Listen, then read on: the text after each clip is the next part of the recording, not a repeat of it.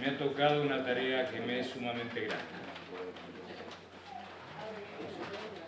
Presentarles al profesor Juan Antonio García Amado,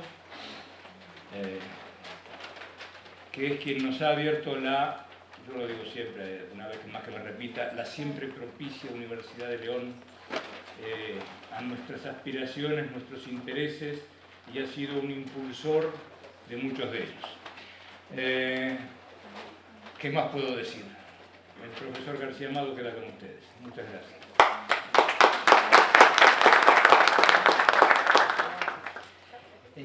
Gracias, querido Guillermo. Muy buenos días. Bueno, comenzamos la intensa sesión de esta mañana. La idea es que cada uno de los ponentes, conferenciantes, charlatanes, como queramos llamarlo, que intervenimos hoy, pues no nos extendamos demasiado. Yo trataré de ser fiel a ese propósito y estuve pensando hasta el último momento bueno, de qué podríamos hablar que fuera de interés común, quizá con suerte de alguna utilidad para ustedes, que son en su mayoría personas que trabajan en el campo de la práctica jurídica.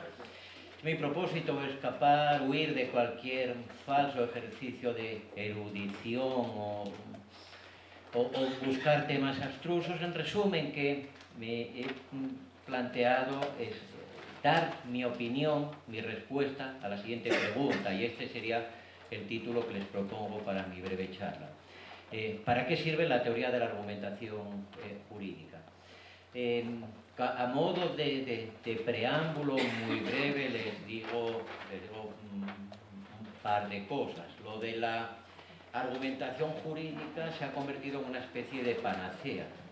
Por cierto, y lo más importante de todo lo que les tengo que contar en este rato, después dejaré acá unos folletitos sobre una maestría online en argumentación jurídica que tengo el gusto de dirigir, que comenzará su andadura en enero y que se hace en convenio entre la Universidad de León y la editorial Tirán Lo Blanc, ¿saben? Que tiene su sede en Valencia y que es la editorial jurídica más potente que tenemos en España y en gran parte del ámbito latino. Nosotros echamos a andar con esa maestría que es completamente online en argumentación jurídica, que repito, se iniciará en enero y que cuenta con un plantel de profesores que me parece, y sin ninguna exageración, que es realmente bueno. Para quien tenga algún interés, luego distribuiré por acá unos folletitos donde tienen información.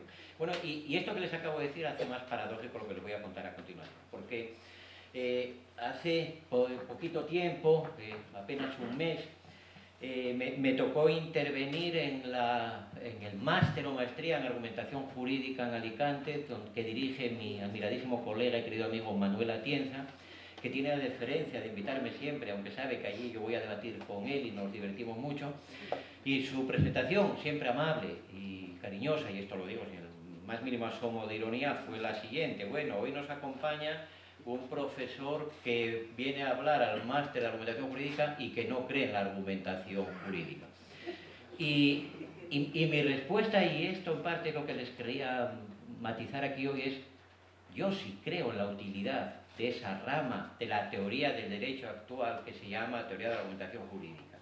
Yo lo que no creo es en la transustanciación del razonamiento jurídico mediante algo alexiano, mediante la invocación de Alexis, etc. Voy a hablar de eso. Es decir, yo creo en la enorme utilidad de una teoría de la argumentación jurídica útil para el jurista que no es un justnaturalista radical y confeso, que considera que el derecho tiene una materia prima hasta cierto punto independiente de la moral y que piensa que en el trabajo con el derecho se utiliza una materia prima que llamamos derecho, que llamamos normas jurídicas, etcétera, y que ciertamente gran parte de ese trabajo se argumenta, se manejan razones y razonamientos, manejo que puede ser más razonable o menos, más solvente o menos, más leal o más tramposo, y la argumentación jurídica, la teoría de la argumentación jurídica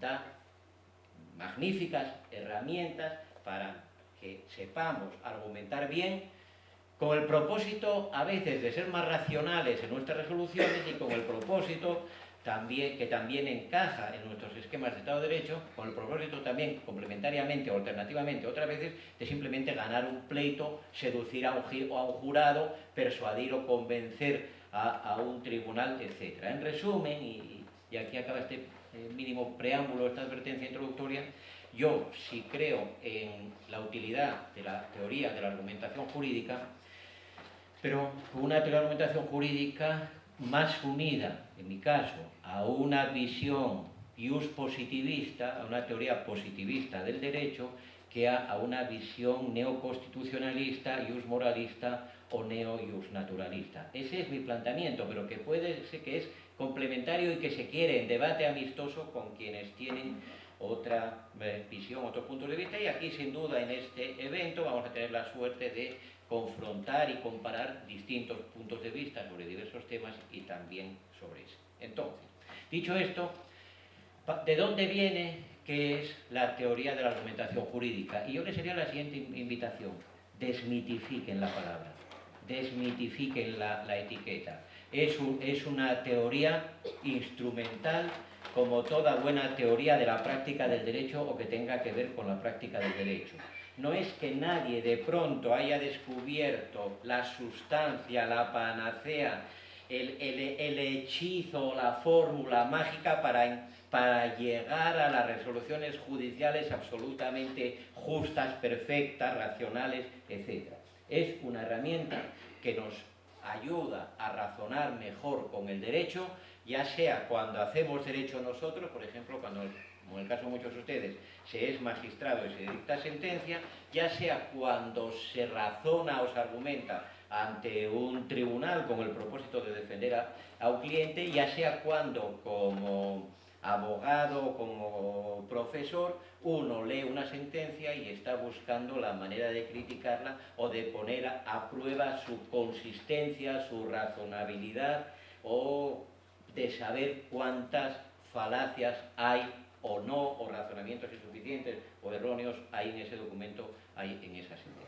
Bien, entonces, de eso quiero yo hablar ahora ya en los 30 minutos que me quedan, de qué es, de dónde viene y para qué sirve, en mi opinión, esa llamada teoría de la argumentación jurídica, que matizaría también de la siguiente manera: no es la teoría de la argumentación jurídica, aunque podemos decirlo así en singular para simplificar o acoger en una denominación común, lo que en realidad son teorías de la argumentación jurídica, porque dentro de un núcleo temático común hay toda una serie de ramas o variantes. Bueno, pero concretemos un poquito más. ¿Dónde ubicamos la teoría de la argumentación jurídica, en mi opinión? Voy a dejar de repetir lo de mi opinión, pero añádanlo ustedes mentalmente siempre, porque estoy hablando de cuestiones que a veces son polémicas y respecto de las cuales hay distintos puntos de vista. ¿Dónde ubicamos las teorías de la argumentación jurídica? Las ubicamos, creo que el campo más propio es el campo de lo que tradicionalmente se denominó la metodología de interpretación y aplicación del derecho. El problema es que en la teoría jurídica, como en otros muchos ámbitos disciplinares y como sucede muy en particular en las ciencias sociales y humanas, hay modas también. Y hay modas expresivas. De pronto la misma cosa empezó a llamarse de otra manera y todos pensamos que era una cosa distinta. No, es la misma cosa que tiene una nueva denominación. A mi modo de ver, ya no digo mi opinión, ahora digo a mi modo de ver, la teoría de la argumentación jurídica ocupa una parte del espacio que era propio de esa disciplina, de esa subdisciplina de teoría del derecho que se denominaba metodología de la interpretación y aplicación del derecho, y que tenía como propósito principal el darle al juez pautas metodológicas.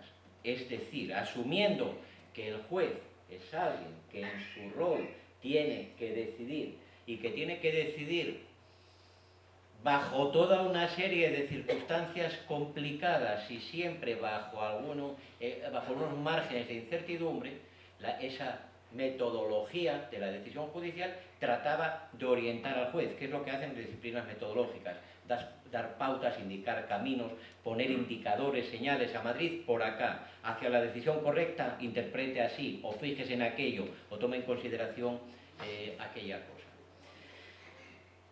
El contexto en el que nacen las la teoría de la argumentación jurídica podría ser el siguiente.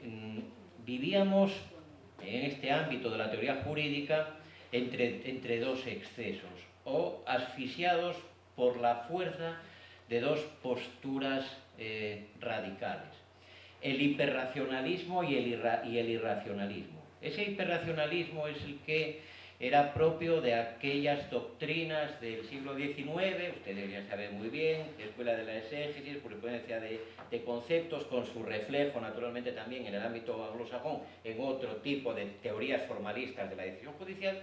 Y lo que nos venían a decir en suma es que lo que tenía que hacer el juez era una cosa tan elemental, tan simple, tan esquemática, tan básica o tan mecánica, que hasta el más tonto del pueblo podía ser juez.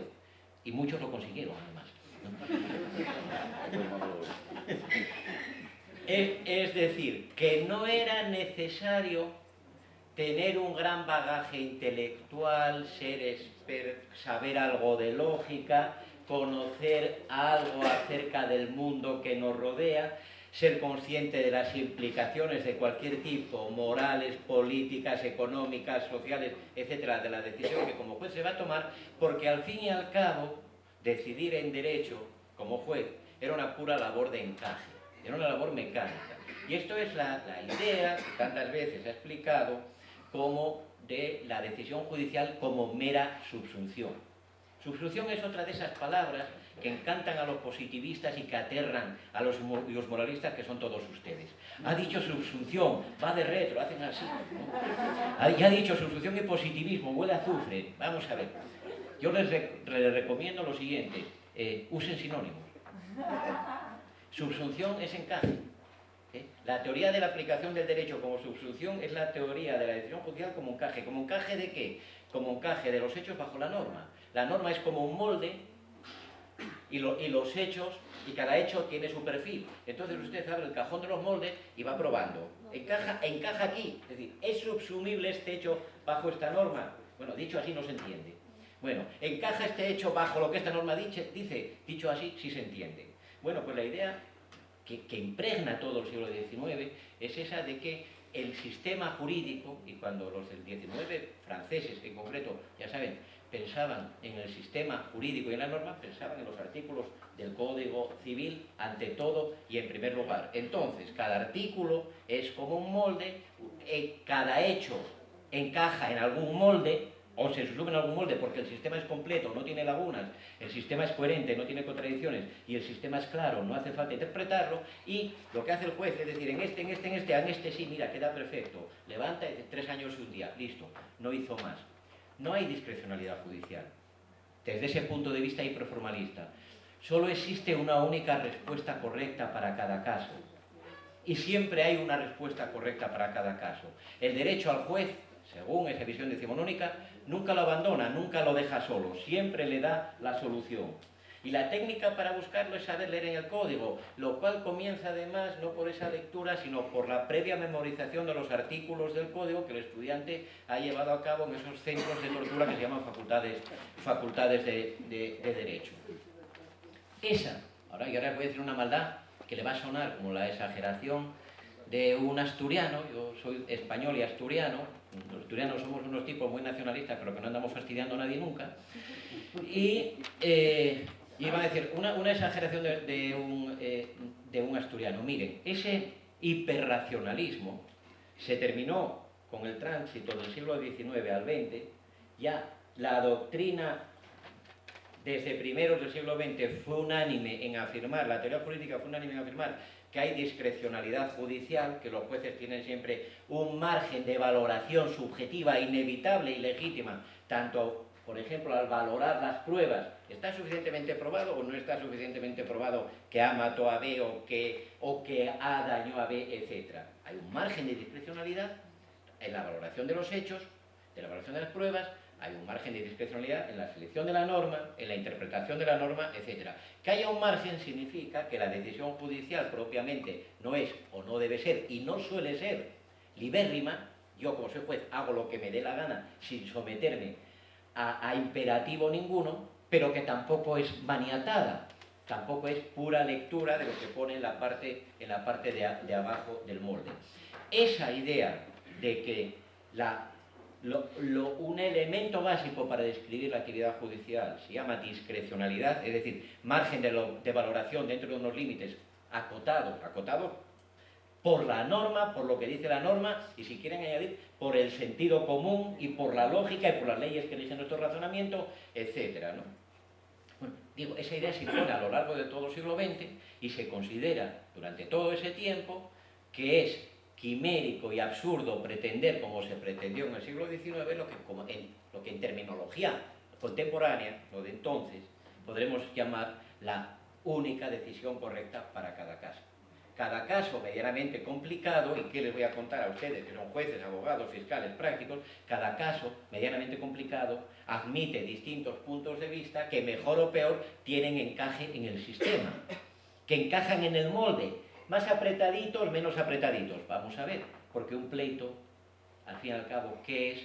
Sino la visión contrapuesta que de los hechos que tenemos que valorar y de las normas que tenemos que interpretar tienen al menos dos partes, cada una de las cuales dice la decisión que de ahí sale y es mejor es esta, la que favorece a mi cliente o a mi representado o a la defensa o a la acusación, y la otra dice lo contrario, y entonces el juez es un árbitro de un combate de boxeo o algo así.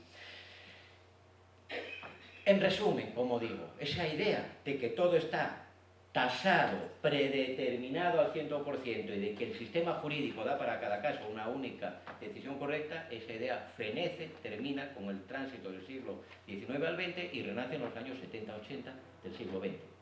De la mano de aquellas teorías que son el reflejo en un espejo, el reflejo invertido del formalismo de la decisión del siglo XIX. ¿Cuál es el reflejo más exacto de ese hiperracionalismo y de ese formalismo del siglo XIX? Durkheim más Alexis más el neoconstitucionalismo. Es decir, otra vez la idea de que idealmente, o al menos en el mejor de los mundos posibles, los jueces no tienen discrecionalidad porque el sistema jurídico es perfecto, y si no en la superficie de su letra, en el fondo de su valor y sus principios, contempla una única decisión correcta para cada caso. La teoría del derecho en este ámbito de la decisión judicial se mueve entre el Escila y el Caribdis, entre esos dos polos. Es decir, el juez es un tipo que hace siempre lo que le da la gana, y es tan imposible someter al juez a criterios de racionalidad como domesticar a una lagartija, póngale, entre los que creen entre el racionalismo radical y los que creen que todo está bajo control y que el juez no es alguien que por sí decide, sino que simplemente es el portavoz de lo que a él, con plena objetividad, el derecho le gusta. Entre esos dos extremos nace la teoría de la argumentación. Se origina la teoría de la argumentación. ¿Y qué fue lo que sucedió? Pues que había una serie de autores allá, a partir de los años 50, piensen en todos los Fibes en Alemania, piensen en Jaime Perelman en Bélgica, piensen en ese exiliado español en México que era Louis Requesens, que sienten como una insatisfacción, y dicen, ¿nosotros por qué tenemos que ser extremistas aquí? O crees en Dios y vas a misa todos los días, o quemas iglesias. Dice, bueno, también podemos ser partidarios de la pluralidad religiosa y el respeto. Esto es una imagen, una especie de comparación, ¿no? Y entonces buscan una especie de tercer camino. Pues buscan una nueva pauta de racionalidad o razonabilidad de la práctica jurídica, insisto, de la práctica jurídica. La materia prima de lo jurídico es la que es, y en ese primer momento no se pierden en discusiones, esos autores que les he mencionado, no se pierden apenas en discusiones sobre si solo es derecho el derecho positivo, el derecho legislado, o si además habrá un derecho natural, o si además habrá unos principios morales que por sí sean también derechos. No se pierden excesivamente en eso, sino que podemos contemplarlos razonando así. Bueno, sea el derecho lo que sea en su materia prima, en su ser primero, en sus componentes básicos, el derecho, esa materia prima, no se usa como objeto de contemplación. Lo que sea el derecho, lo que sean las normas de derecho, no están colgadas en las paredes para que pasemos a verlas como podemos contemplar esos cuadros, sino que con el derecho se hacen cosas en la práctica. Con el derecho se ponen sentencias, con el derecho se hacen alegatos, con el derecho se presentan demandas, etc. Bueno, la pregunta con la que surge esta teoría de la argumentación jurídica es, en esa práctica, ¿cómo es? ¿Por qué pautas o reglas se rige? ¿Con qué criterios se gobierna intelectualmente, o da todo igual, o es un totum revolutum, o el imperio de la práctica jurídica es el imperio nada más que del caos, de la corrupción, de la irracionalidad y de la victoria del más fuerte. Entonces van a buscar esos nuevos criterios, nuevas pautas, un referente. Dicen, la pura lógica formal, y tampoco aquella silogística aristotélica del 19, no es condición necesaria, pero no es condición suficiente para esa racionalidad. En el derecho hay poder, en las decisiones judiciales influirán todo tipo de cosas, la ideología del juez, las presiones a las que esté sometido, el tipo de carrera judicial que exista, las influencias políticas que quepan, el origen social de los jueces, lo que queramos. Eso tendrá, y lo debe estudiar la ciencia jurídica empírica, la sociología del derecho, eso tendrá una influencia. Pero no podemos quedarnos ahí porque si no tenemos que decir que el derecho en su práctica es una actividad regida por la ley del más fuerte y terminamos. Bien, y entonces, si esto no funciona como un mecanismo perfecto y por sí, y si tampoco nos resignamos a decir que esto es el reino del poder incontrolado y de la arbitrariedad irrestricta, ¿cuál es el modelo?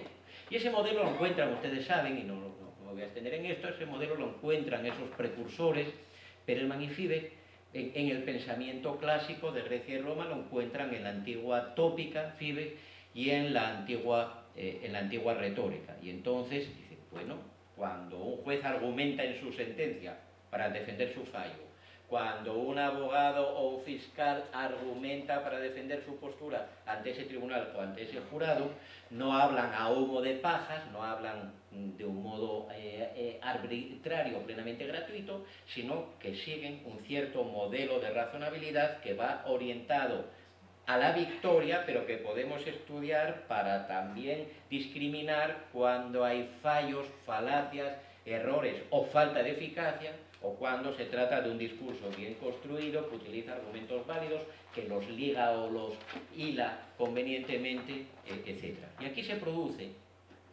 el que yo creo que es el momento más importante de esa teoría de la argumentación. Si a mí, modestamente, me preguntaran cuál ha sido el autor más decisivo de la historia de la teoría de la argumentación, yo replicaría diciendo lo siguiente: ¿me quiere decir el más importante, el más decisivo en un momento o el más influyente? Porque el más influyente ha sido Robert Alexis, y de modo merecido. Si la teoría de la argumentación ha acabado siendo una rama demoníaca de la teoría del derecho, es gracias a la influencia de Alexis, que es enorme. Pero yo creo que el más importante ha sido Perelman. El más importante ha sido Perelman porque Perelman hace una diferenciación, una distinción absolutamente crucial, que ustedes conocen también. Perelman dedica mucho esfuerzo a recuperar la vieja retórica que con el cientificismo dominante desde la Ilustración había quedado en el olvido y había sido despreciada. Perelman recupera la vieja retórica y Perelman dedica mucho esfuerzo a enseñarnos, a enseñar a sus lectores cómo argumentar eficazmente. ¿Cómo argumentar eficazmente para qué? Oiga, para que lo argumentamos. Nosotros argumentamos, y esta es otra manera que debería haber dicho al principio, que tenemos que usar para desmitificar esto de la argumentación, porque tiende el jurista de buena fe tiende a pensar, voy a estudiar argumentación, como si fuera a estudiar física nuclear, me voy a meter en un mundo desconocido. Oiga, que no. ¿Qué es lo que hace usted con su pareja, con sus hijos? En casa argumentamos todo el rato, que por qué llegas tarde, que por qué no te acordaste de mi aniversario, que no es tu aniversario, que por qué no me miras hoy que me he cortado el pelo. Bueno, ¿y uno qué hace? ¿Pone cara de tonto? No, uno da argumentos, uno busca razones, uno da explicaciones con las que trata de justificarse para convencer a ese interlocutor, para que le perdone, para que le siga en su iniciativa, para que esté de acuerdo con su propuesta, para que le dé la razón. Bueno, no, lo que hace la teoría de argumentación jurídica es trasladar a este ámbito de lo jurídico una especie de lógica, pónganle comillas, que aplicamos en nuestra vida ordinaria todo el rato, porque todo el rato interactuamos razonando mediante argumentos. Y en la teoría de argumentación, ¿qué estudia? El uso de argumentos. ¿Y argumentos qué son? Argumentos son razones a favor o en contra de algo. ¿Y qué más misterio tiene? Ninguno. Entonces no hay nada que estudiar. Sí hay mucho que estudiar, pero partiendo de esta raigambre, de este origen, de eso que analizamos, en una práctica que es usual y que es cotidiana. Pero ahí es donde a Perelman se le ocurre la gran idea, la gran distinción con la que a mi modo de ver, repito, comienza en realidad la teoría de la argumentación tal como lo entendemos hoy, y donde además empieza una bifurcación en la que aún estamos. Porque Perelman diferencia, ustedes saben, entre persuadir y convencer. La persuasión es el discurso dirigido al auditorio particular, y la convicción es el discurso dirigido al auditorio universal. Y no es lo mismo argumentar valiéndose de cualquier tipo de argucias y manipulaciones para llevar el agua a mi molino, para arrastrar a otro a la postura de uno, que argumentar prescindiendo de cualquier manejo o manipulación que trate de afectar a la emotividad y hablándole al otro nada más que como un ser racional del que yo conozco el sexo, del que yo conozco las inclinaciones sexuales, del que yo conozco los gustos, del que yo conozco la biografía, del que yo conozco sus experiencias vitales, pero cuando hablo para convencer, yo no hago uso de eso que sé, no busco las imágenes que le sean gratas al otro, no hago los chistes que al otro le gusten, etc., sino que hablo como si en el otro yo solo viera un ser humano sin atributos, es decir, desprovisto de cualquier característica que lo individualice y que me permita a mí, si lo conozco, manipularlo. Es decir, uno persuade cuando habla como un vendedor y uno convence o trata de convencer cuando quiere que a uno lo sigan por lo que valen sus razones y no para tener el éxito de haber vendido ese frigorífico o ese automóvil. Entonces ahí se bifurca. Entonces hay una teoría de argumentación que busca, que maneja lo que podemos llamar habermasianamente la racionalidad instrumental, que nos enseña cómo ganar pleitos argumentando eficazmente, cómo seducir a los jurados, cómo arrastrar a un juez. Y con eso, evidentemente, sabemos que el principio del éxito empieza, uno, por la facundia, por la habilidad oratoria, dos, por la buena pericia para usar ciertas imágenes, determinadas construcciones, ciertos tipos de frases, y que también hay un componente fundamental ahí en el conocimiento del interlocutor. Cuanto más, si yo soy un buen argumentador, si yo soy un buen retor, cuanto más le conozco a usted, más probabilidades tengo de arrastrarlo a mi terreno. ¿Por qué? Porque más tengo de dónde manipular, más tengo de qué echar mano. Entonces, una parte de la teoría de argumentación se va por ese lado instrumental, digamos, y es fundamental para ser un buen abogado, para ser un buen fiscal, para ganar pleitos. Y es fundamental para ser un buen juez en el sentido de que a uno no le casen las sentencias. Oiga, construya usted la motivación de su sentencia de manera que a la parte que perdió no le quede un maldito resquicio para recurrirla, y este tipo no lo cerró todo, ¿no? O al Tribunal Superior, al que le toque revisar su decisión, no le quede apenas por dónde hincarle el diente para casarle su decisión sin ponerse en evidencia, ¿no? Bien. Bueno, esa es una rama. Y la otra rama es lo que podemos llamar, voy a llamar, esto sí lo digo en broma, por decirlo de alguna manera, la teoría de la argumentación metafísica.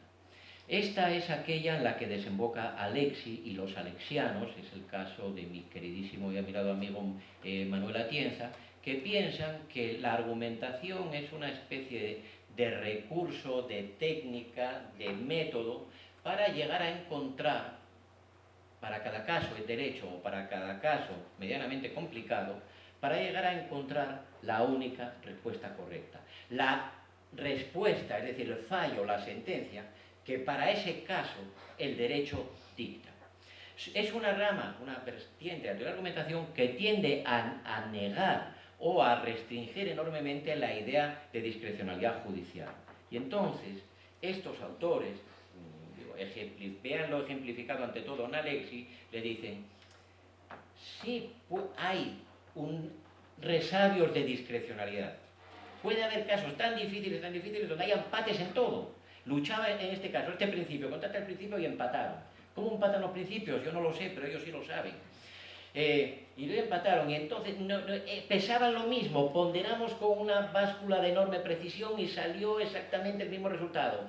47 gramos el principio A, 47 gramos el principio B, entonces tiene que dirimir el juez ese empate. En esos casos marginales hay discrecionalidad, pero fuera de eso la discrecionalidad con propiedad no existe. Habrá jueces más torpes o más hábiles, más honestos o más deshonestos, pero cuanto más honesto y más hábil sea un juez, nos dicen estos autores, más a menudo llegará a la única respuesta correcta, a la respuesta única que el derecho prescribe para cada caso. Porque usted la conocerá o no la conocerá, pero a verla, hayla. Esto es un dicho muy español, se les imputa a los gallegos el decir a menudo, los gallegos, digo para los argentinos, son los habitantes de Galicia. Los españoles somos asturianos, catalanes, vascos, y luego están los gallegos, que son los de Galicia. Ya, y listo. Bueno, entonces todos ustedes bailan, cantan tangos en la oscuridad de Buenos Aires, ¿no? Bueno, entonces, los gallegos dicen, yo en las brujas no creo, pero a ver las haylas. Bien, y esto es lo que en broma les imputo yo a los de la rama alexiana de la teoría de la argumentación. A una única decisión correcta en derecho, una única decisión verdaderamente prescrita por el sistema jurídico para cada caso, a lo mejor no la conocemos, pero a ver las hayla. A verla, hayla. Acuérdense de Dworkin, que ya sé que es una imagen, una figura, etcétera, me mira ya severamente el profesor Bonorino, pero acuérdese de esa idea de Dworkin echando mano de ese referente imaginario que es el juez Hércules. Un juez imaginario llamado Hércules, que conozca todos los precedentes, todos los principios y toda la historia y todas las normas del sistema, ese sí sabría para cada caso cuál es la respuesta única, prevista por el sistema para ese caso. El juez de carne y hueso no es Hércules, pero la misión del juez de carne y hueso sería parecerse a Hércules cada vez más y, por tanto, no fiarse tanto de su juicio personal cuanto hacer el esfuerzo de ponerse en la situación de Hércules para llegar a encontrar esa respuesta de la que tal vez duda, pero que a verla hay. Esta parte fue ¿cómo la podríamos entender? ¿Cómo la podríamos entender un poquito mejor? Yo creo que es la parte de la teoría de argumentación, la rama de teoría de argumentación que tiene una densidad filosófica mayor, tiene una gran densidad filosófica. ¿Y esto es bueno o malo? Bueno, de eso no he dicho nada todavía. Pero creo que no se puede entender sin una vertiente, una parte de la actual teoría moral que se llama el constructivismo ético. Mire, voy a tratar de explicar esto en 3 minutos, lo mejor que pueda en ese tiempo y con mis limitadas capacidades y a ver si somos capaces de entendernos un poquito, me hago entender un poquito. Cuando uno piensa, como piensa la teoría del derecho ius moralista de todos los tiempos, en particular el principialismo actual, cuando uno piensa que lo que se llama el derecho positivo, el derecho legislado, el derecho que puso el constituyente, que escribió el constituyente de la Constitución, que puso el legislador de la ley, que escribió la administración en los reglamentos administrativos, cuando uno piensa, como piensa el moralismo de siempre, que eso es derecho, pero que no es todo el derecho, ni es el principal derecho, la siguiente pregunta que hemos de hacernos es la siguiente, bueno, ¿y qué más hay? Es algo así, todas las comparaciones son arriesgadas como si definamos lo humano. Los materialistas decimos, los humanos ¿qué somos? Este cuerpo hermoso que ven. Materia. Bueno, y entonces, ¿cómo explica usted el pensamiento? Conexiones neuronales. No lo sé, soy muy malo para eso. Bueno, y la pregunta siguiente sería, pero bien, yo le concedo. El no materialista, a un materialista le concedería, bueno, yo le concedo que usted tiene pies, yo le concedo que usted tiene conexiones neuronales, que usted tiene piernas y uñas, yo le concedo todo, pero no me dirá que usted no tiene alma. Y el materialista dice, ¿qué alma ni qué nada? A ver, ¿el alma dónde se ve? ¿Cómo se toca? ¿A cómo la venden? Y entonces, hay teorías, hay antropologías filosóficas, por decirlo así, malistas, o monistas y dualistas. Algunos dicen, no, solo hay materia. Y todo lo que vemos en el ser humano es producto de la materia, en muy intrincadas conexiones y manifestación. Y otros dicen, ya, pero además de la materia y el cuerpo, existe el alma. Entonces, por ejemplo, el cuerpo se muere, el alma pervive. El cuerpo es finito, el alma es eterna. El cuerpo se va a la tumba, el alma se va al cielo o al infierno, etcétera, etcétera. Bueno, estos son los submoralistas. me perdonen, quiero decir, perdónenme todos ustedes, estos son los moralistas llevados a la teoría del derecho. Dicen, el derecho positivo, ese que usted lee en el artículo de la Constitución, dedicado a los ecuatorianos, donde dice, el matrimonio solo es posible entre hombre y mujer. El materialista, que es el positivista, le dice, ¿lo ve? Bueno, pues eso es lo que dice la Constitución. Y el positivista dice, pues si lo dice estamos jodidos. Habrá que cambiar la Constitución. Y el moralista dice, ese es el cuerpo del derecho. Pero ¿qué es el cuerpo en comparación con el alma? Entonces, vayamos a buscar lo que dice sobre el matrimonio, el alma del derecho, y sale, como le acaba de salir a la corte ecuatoriana, que lo que diga la Constitución importa una nada, porque lo que vale es lo que diga el alma del derecho, que puede ser absolutamente contraria a lo que dicta la Constitución. Bueno, pero entonces les decía, me he desviado. Desde la cuestión es esta, aparte de lo que se toca, de lo que leemos en el Código Penal y en la Constitución, ¿qué más hay? Tradicionalmente se dijo, hay derecho natural, hay unas normas morales de contenido necesario que son también derecho y que están con el mismo contenido, llámese derecho natural de otra manera, están con el mismo contenido presentes necesariamente en todo sistema jurídico. Hay cosas que porque están moralmente mal, porque moralmente están radicalmente mal, están jurídicamente prohibidas aunque la ley positiva las permita.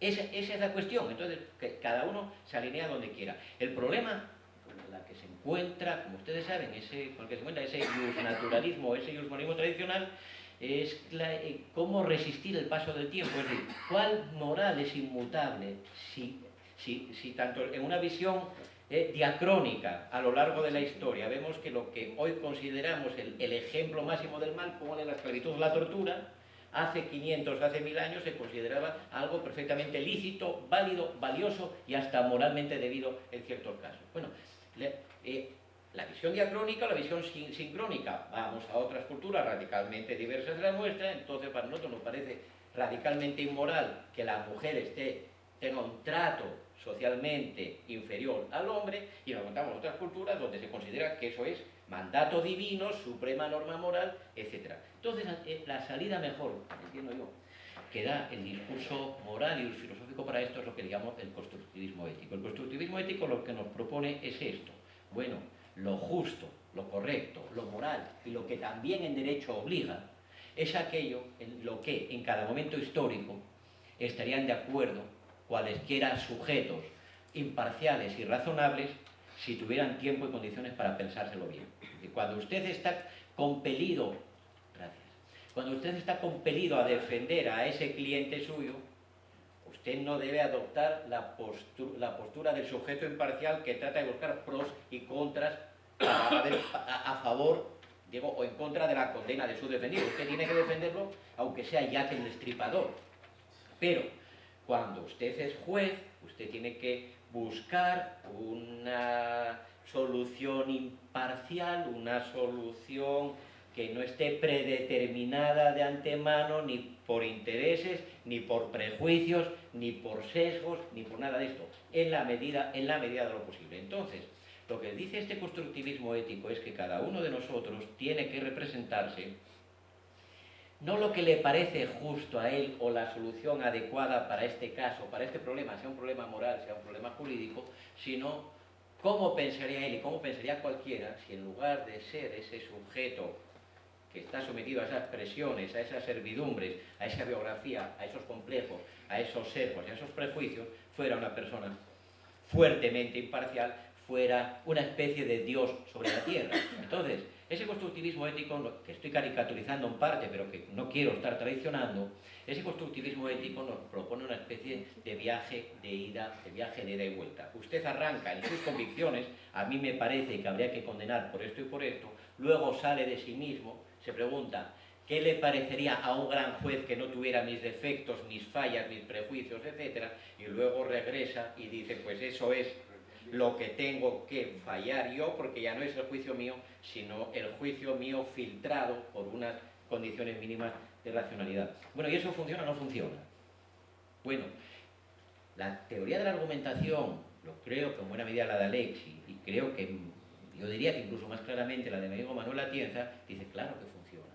Uno tiene que la argumentación, el intercambio, ese intercambio dialógico, ese toma y daca, ese diálogo real en lo posible y sobre todo imaginario, ese pesar, sopesar, ponderar argumentos, es lo que acaba poniéndole a uno en la tesitura de ver lo que es la solución objetivamente correcta. Y repito, solución objetivamente correcta es aquella en la que estaríamos de acuerdo cualesquiera sujetos, y en lugar de ser esta porquería de gente que somos, fuéramos seres semiangelicales, personas perfectamente imparciales, sin más inclinación que la búsqueda objetiva de la justicia.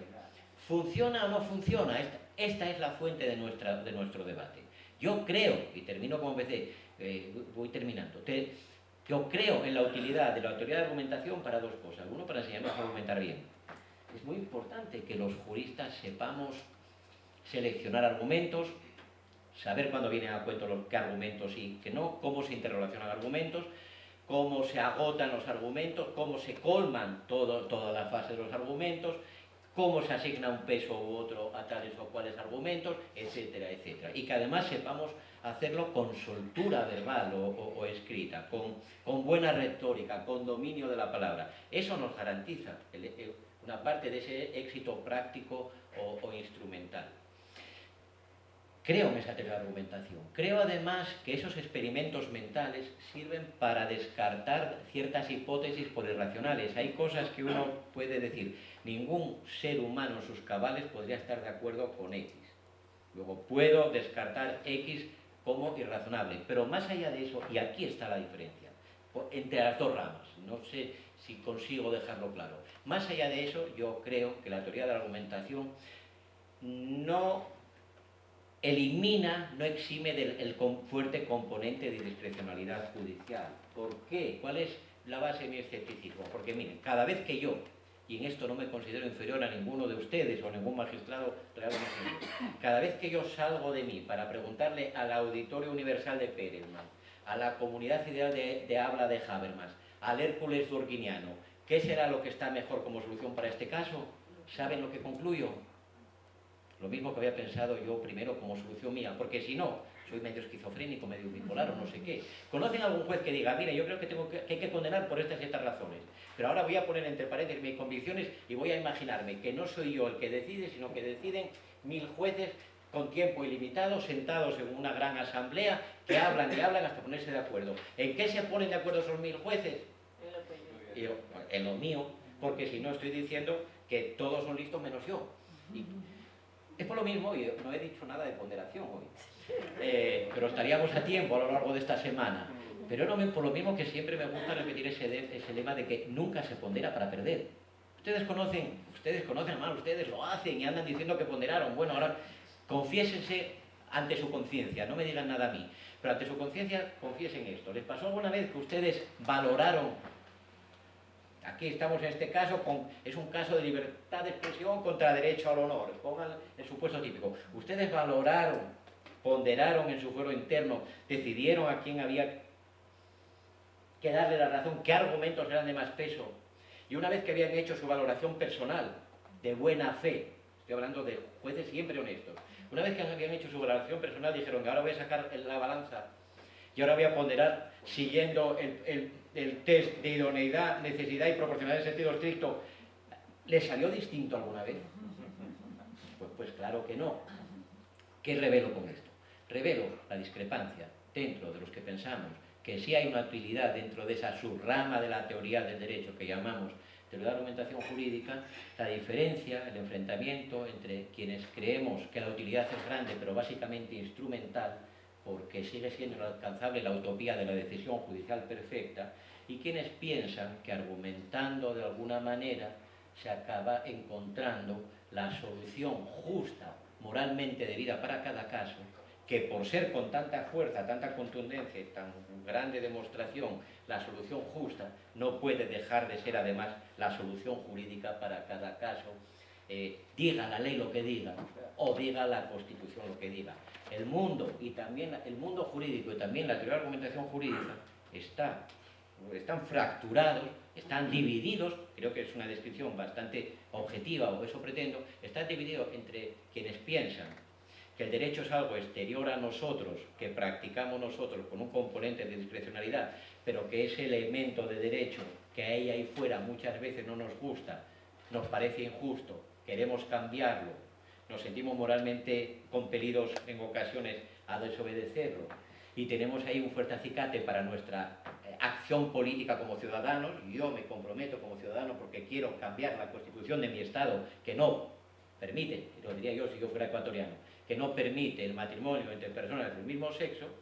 Algunos pensamos, pues el derecho a veces es malo, ¿y qué le vamos a hacer? Y ese derecho malo en opinión de algunos, bueno en opinión de otros, porque no creo que haya una ni yo. Sí creo que yo estoy a favor de que las personas se puedan casar con personas, con otros del mismo sexo, con el gato, con quien sea, de verdad, liberalismo absoluto. Pero ¿por qué razón mi opinión moral es fuente del derecho? Hay personas que consideran que eso es lo justo, hay personas que consideran que lo justo es lo contrario, y entonces nos vemos en el campo de juego de la política democrática, que es el campo del juego electoral. Bueno, algunos mantenemos ese punto de vista. Hay discrecionalidad judicial dentro del respeto a unas reglas de juego común que llamamos derecho positivo, en cierto sentido, y otros piensan que el ser humano ha descubierto la manera de alcanzar las supremas verdades morales, y que esas supremas verdades morales, por ser supremas, por ser verdades y por ser morales, vinculan también a los juristas como derecho, y que por tanto lo que la ley diga, que la Constitución en sus enunciados diga, tiene una importancia relativa, secundaria y decadente, porque a este mundo los jueces han venido no para someterse a la ley, sino para imponerla, y de ahí que en algunos de los países nuestros, pero sobre todo de ustedes, esté aconteciendo un silencioso golpe de Estado dado por los jueces. Muchas gracias.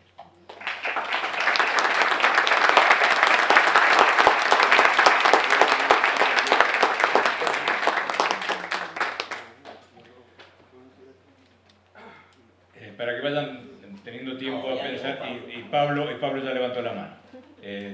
Hay acá unos cuantos argentinos, me hubiera gustado que hubiera muchos más, para escuchar estas palabras y después trasladarla a un debate que nosotros tenemos en la Argentina en estos momentos, que es sobre las leyes referidas a la posibilidad del aborto.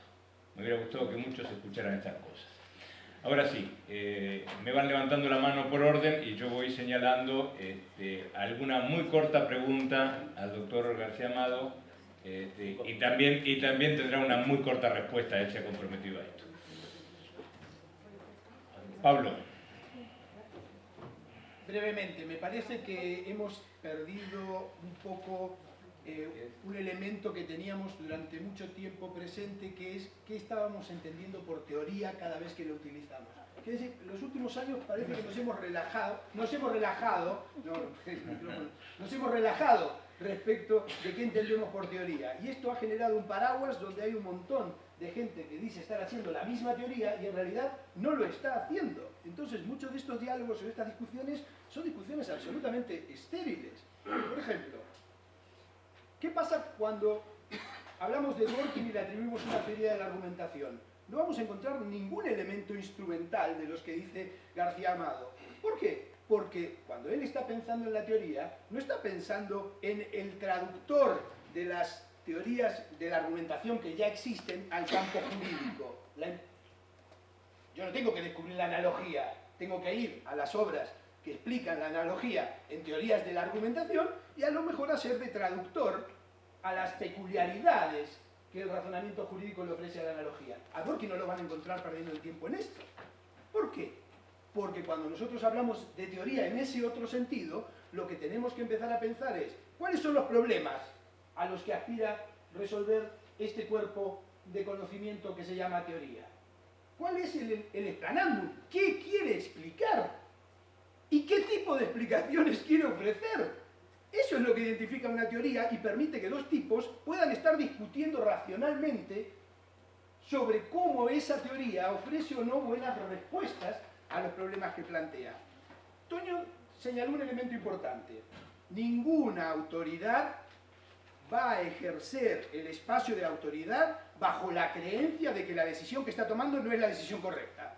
Es absurdo pensar la idea de autoridad sin asociarla a la creencia de que el sujeto está actuando bajo la idea de que está tomando una respuesta correcta. No lo dice solo Gargamado, Peter Winch lo señaló en la sociología comprensiva. La idea de autoridad viene asociado con una creencia de que se está tomando una respuesta correcta. El grado de ironía que podemos atribuirle a algunos operadores jurídicos, cinismo, etc., debe estar limitado.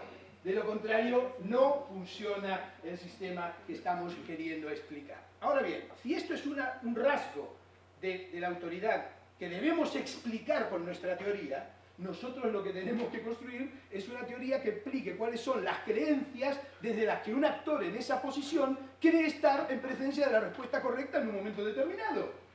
Y esto es lo que ofrece Dworkin. No ofrece ese camino a la divinidad y el regreso, ni construye un juez Hércules para que os resuelva problemas, sino como un artilugio explicativo para tratar de dar sentido a ese conjunto de creencias que explican por qué Calderón, cuando es juez, lo voy a poner acá porque lo conocí hoy a la mañana, él actúa bajo la idea de que tiene una respuesta correcta. ¿Cuáles son las creencias que movilizan? ¿Es esto lo que tenemos que explicar? Pues ahí está Dworkin. Y Dworkin hace un movimiento sobre el final, reconociendo hay otros problemas posibles que pueden requerir otro tipo de teorías.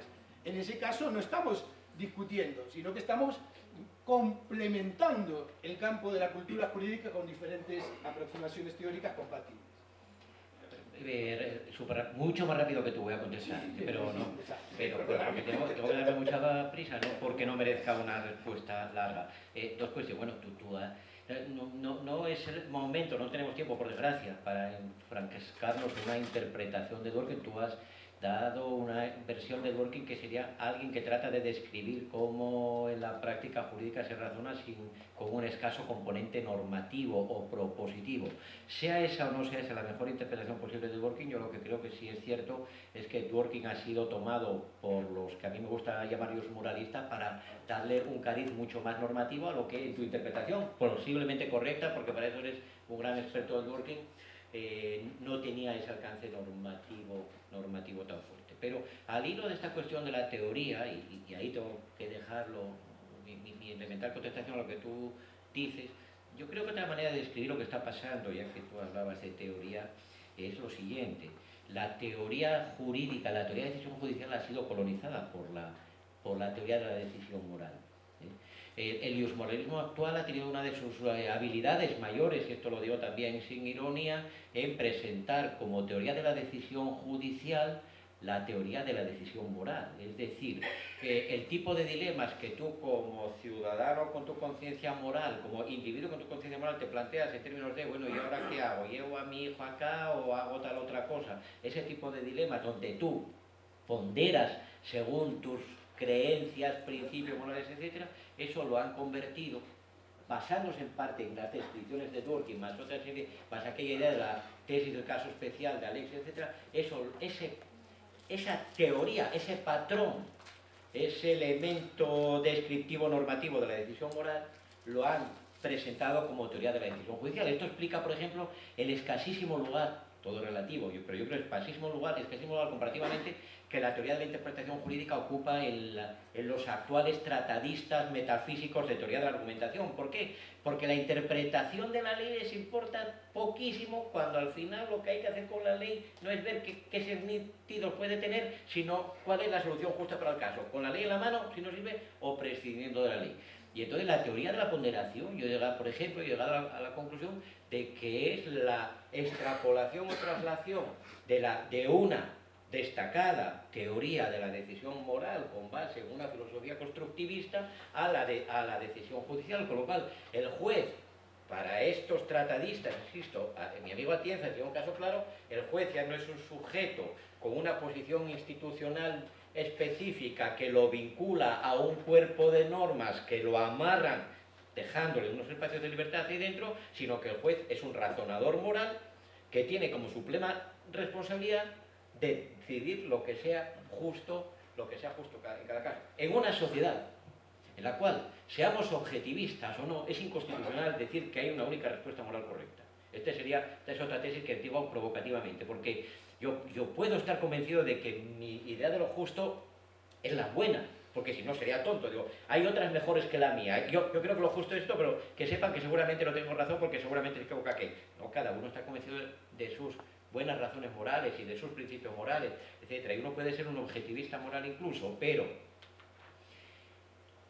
yo no soy un ciudadano leal al Estado de Derecho, de libertades y de pluralismo, y de libertad ideológica, y de libertad de conciencia, y de libertad religiosa, etc., si trato de imponer desde la cátedra o desde la judicatura mis convicciones morales como convicciones jurídicas, como fuentes de derecho, porque en ese caso estoy diciendo que todos tienen el mismo derecho a creer lo que quieran, pero que el único que tiene la verdad soy yo. Luego estamos entre ciudadanos libres para creer lo que quieran, estamos creando ciudadanos libres, ciudadanos de primera, que son los jueces y los profesores, y ciudadanos de segunda, que es ese vulgo.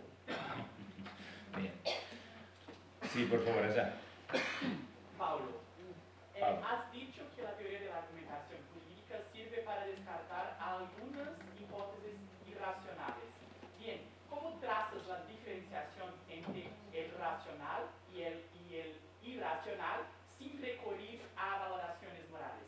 ¿Cuál es la diferencia entre racional y irracional y decir que una decisión es mejor o peor, o justa o injusta?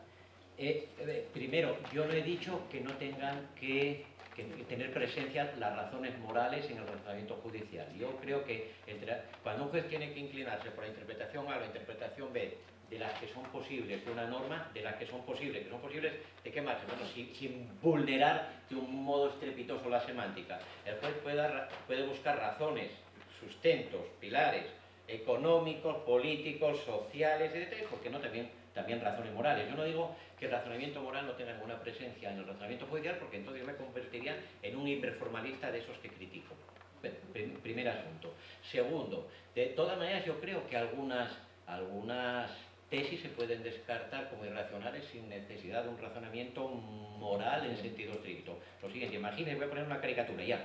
Imagínese que usted es juez o yo soy juez y justifico mi fallo de la siguiente manera. Este fallo es racional, justo y correcto y perfectamente acorde con el derecho porque me lo dictó anoche la Virgen María que se me apareció a mí.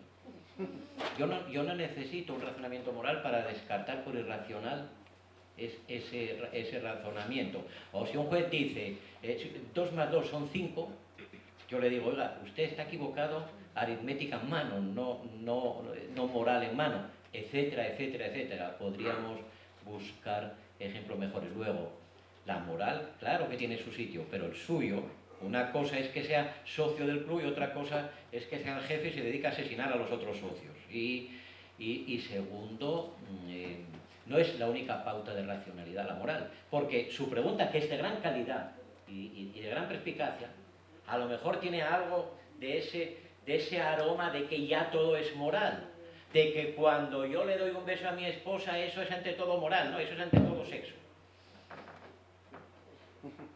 Practiquemos el sexo sin moral, ¿no? Pero tenemos que acabar, que sea la última.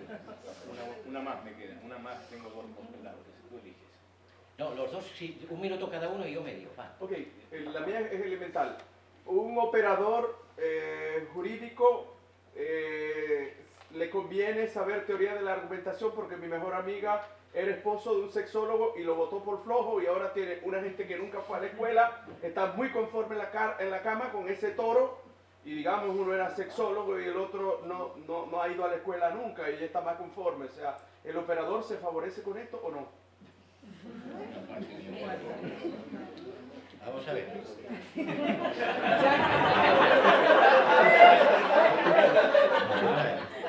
Si lo que a usted le interesa, si lo que a usted o su amigo le interesa es el sexo, créame que le conviene estudiar argumentación. Porque al fin y al cabo, la diferencia entre los humanos y los no humanos es que raramente los humanos conseguimos acostarnos con congéneres sin haber argumentado antes. Y la experiencia dice que cuanto mejor se argumenta, más probabilidades hay de culminar la cópula. Sea uno del sexo que sea, no me haga interpretaciones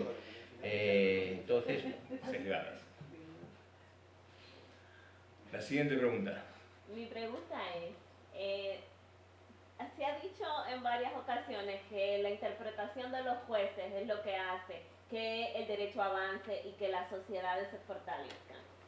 Pero cuando usted hablaba de los auditorios de Perelman, si un juez tiene una convicción de que esto es lo mejor para que una sociedad avance, hacer una interpretación del derecho de esta forma, sin embargo, cuando sale a ver la sociedad, se encuentra que la sociedad piensa de una manera totalmente distinta o necesita algo totalmente distinto, ¿cómo el juez hace esta fórmula de equilibrio para trabajar sus convicciones con lo que la sociedad espera, que no necesariamente a veces es lo que el derecho dicta? No sé si me di a Sí. Muy brevemente, una gran pregunta también, como todas. A ver, si creemos que el juez tiene que ser una persona que decida según las convicciones morales más puras, seleccionemos a los jueces no en las facultades de Derecho, sino en las facultades de Filosofía y en doctores en Ética. Si creemos que la virtud principal del juez es ser sensible al sentir social, saquemos los jueces de las facultades de Sociología y que sepan hacer trabajo de campo, investigación empírica, etc. La dinámica, yo creo que Pablo nos va a hablar algo de eso, del papel que juegan las ideologías, las convicciones y hasta los prejuicios en el razonamiento judicial. Yo creo que el juez es alguien. Y vamos a tener aquí además, hablando y contándonos cosas muy interesantes, al director de la Escuela Judicial de España, que va seguramente a decir cosas mucho más interesantes que yo. El juez es alguien, en mi opinión, y aquí a lo mejor sale ese viejo positivista resabiado, pero el juez es alguien que tiene que aprender a, en lo posible, mantener sus convicciones a raya. A uno no lo hacen juez, no sé en el caso de ustedes, en el caso del juez español, y le preguntan al director de la Escuela Judicial, no lo hacen juez para que sea el portavoz del sentir social, para que sea el que exprese las convicciones morales más profundas. Lo ponen ahí para que haga la mejor aplicación posible de una ley que le pone límites y que al mismo tiempo, por vía de interpretación y otras vías similares, le deja un amplio margen para así adaptar a los tiempos, etc. Miren, hay un prejuicio, y acabo esta desordenada respuesta. Hay un prejuicio que es que siempre que pensamos, en particular ustedes, mis queridos amigos de estos países de Latinoamérica, siempre que se piensa en un juez con una ideología, ustedes piensan en un juez progresista. Ustedes piensan en un juez que partidario de los derechos sociales, ustedes piensan en un juez que no está comprometido con ninguna secta religiosa, ustedes piensan en un juez que no es machista, etc. Primero, los jueces no son todos así. Luego, tengan cuidado en quién confían. Porque de vez en cuando pasa, como en Colombia ahora mismo, llega algún magistrado constitucional que piensa exactamente lo opuesto en todo y usa la misma ponderación para destruir todo aquello con lo que ustedes soñaban. Y entonces vino el colombiano y dice, garantías, garantías, Kelsen, que venga Kelsen. Lo mataron, hermano. Ya no va a comparecer. Ustedes dijeron que todo era exégesis, que maldito formalismo, que la lógica no pintaba nada y que el lenguaje no... y que había que interpretar principios. Llegó un tipo de una religión muy marcada y dijo, ahora los interpreto yo, me han nombrado a mí. ¿Y qué hacemos? Entonces, ustedes siempre piensan en el juez con una ideología progresista, que dicho sea de paso, que yo comparto. Pero es que hay que leer un poquito de historia y hay que ver lo que pasó. ¿Por qué razón Hitler no necesitó derogar la Constitución de Weimar? ¿Por qué?